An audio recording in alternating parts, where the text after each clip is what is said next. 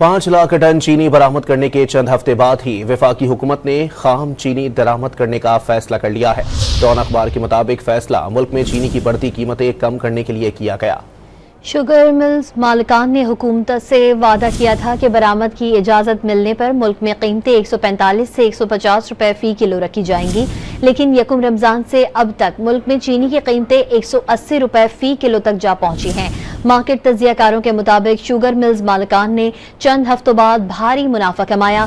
हुकूमत की जानिब से बरामदात के चंद हफ्तों के अंदर ही दरामदात का फैसला मुज़हका खेज है। 5 लाख टन चीनी बरामद करने के चंद हफ्ते बाद ही वफाकी हुकूमत ने खाम चीनी दरामद करने का फैसला कर लिया है। डॉन अखबार के मुताबिक फैसला मुल्क में चीनी की बढ़ती कीमतें कम करने के लिए किया गया।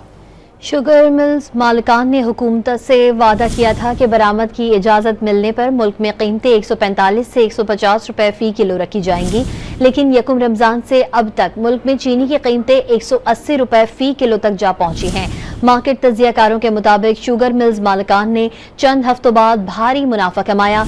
हुकूमत की जानिब से बरामदात के चंद हफ्तों के अंदर ही दरामदात का फैसला मुज़हका खेज है।